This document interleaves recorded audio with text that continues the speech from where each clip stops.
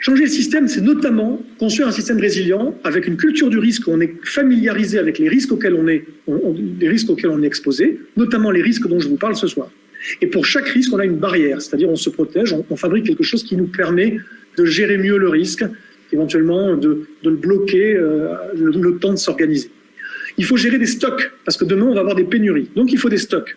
Vous pouvez faire des stocks individuels, mais je vous recommande vraiment d'organiser des stocks collectifs, en coopérative d'habitants. Parce que si chacun a des stocks chez lui, en fait, chacun devient une cible. Et ceux qui n'auront pas préparé de stock pourraient s'en prendre à eux. Ça risque d'être une source de conflit.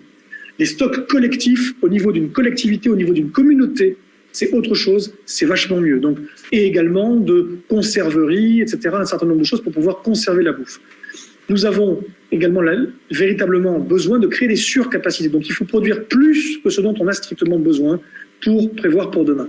Tout ça doit se faire dans un réseau, avec des interdépendances dans le réseau. Ce réseau doit être divers. Si tout le monde fait pareil, si on a des monocultures, quelque part, d'idées et de solutions qui se développent absolument partout, ben, si ça ne marche pas, rien ne marche. Tout se casse la gueule. Donc il faut que ce soit divers. Il y a des choses qui marcheront mieux que d'autres qui marcheront peut-être pas, mais globalement, le système va mieux s'en sortir si c'est diversifié. Tout ça doit se construire donc en réseau.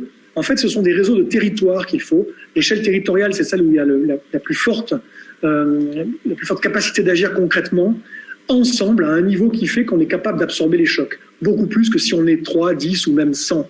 Voilà. Si on est quelques milliers, quelques dizaines de milliers, c'est vachement mieux. En coopération, en échange avec d'autres territoires.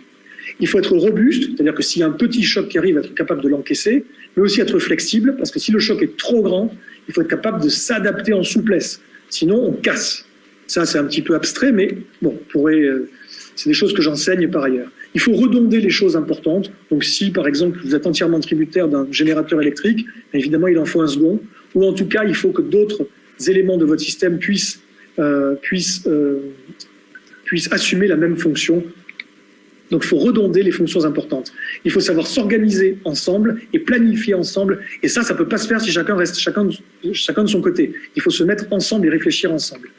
Le caractère apprenant de la structure et de l'organisation, c'est pareil. Il faut savoir ce qui s'est passé préalablement pour pouvoir en tirer des conséquences. Donc il faut garder une mémoire de tout ce qui arrive et apprendre des erreurs. Il faut s'adapter et la débrouillardise joue un rôle important là-dedans. On est chacun plus ou moins débrouillard. Mais parmi vous, il y a des gens qui le sont particulièrement. Il faut compter sur eux. Il faut vraiment compter avec ces gens-là, on va en avoir besoin.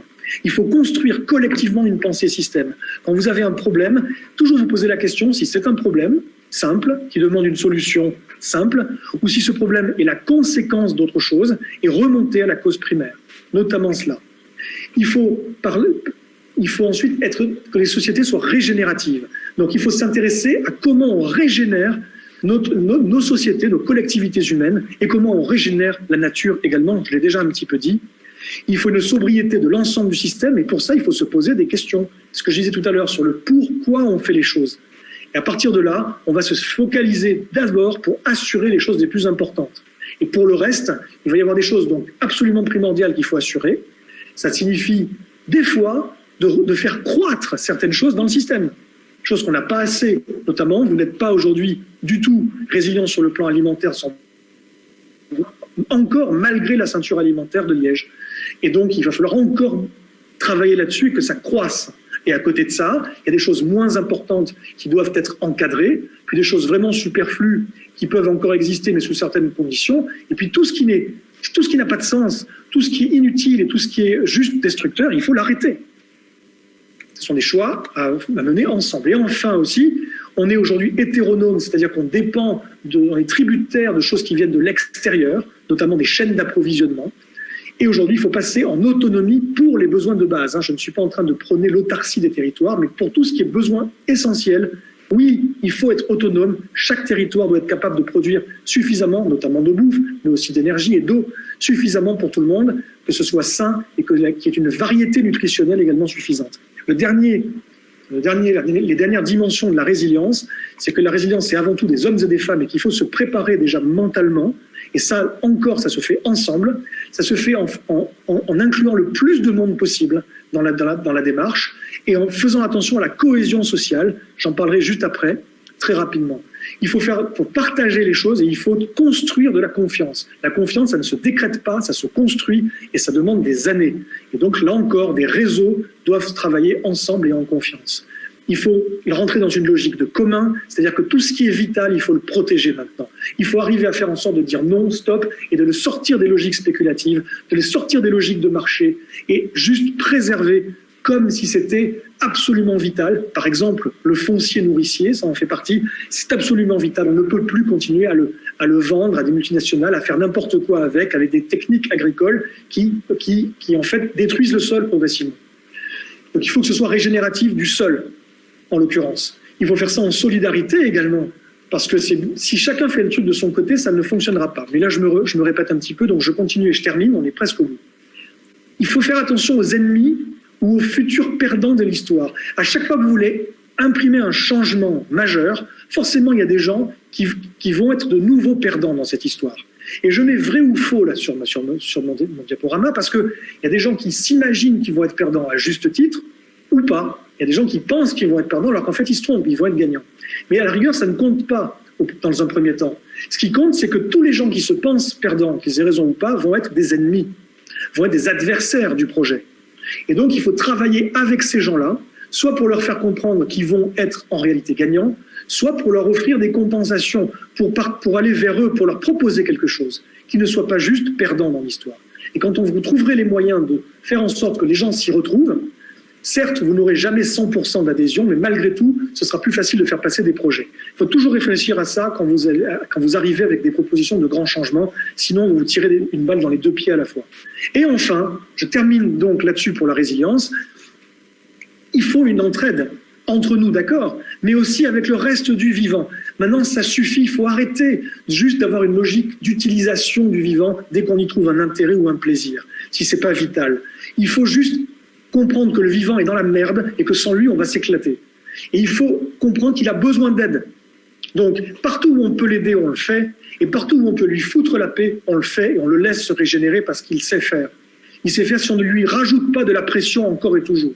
Ouais, donc moi, je suis aussi un militant de ça, d'une espèce de sortie de l'anthropocentrisme. Vous comprendrez que c'est une notion, c'est une remise en question qui est anthropologique, qui est plus que culturelle, et qu'évidemment, c'est pas gagné, ça se fait pas en claquant des doigts. Tout ce que je viens de vous dire, c'est un écosystème entre des penseurs, des faiseurs, des communicants et des facilitateurs. Il faut les quatre. À chacun de vous de voir dans quelle catégorie, au singulier ou au pluriel, vous vous positionnez. Moi, par exemple, je suis un penseur et un communicant, essentiellement. Aujourd'hui, en tout cas. Il faut ces quatre. Aujourd'hui, les gens s'opposent.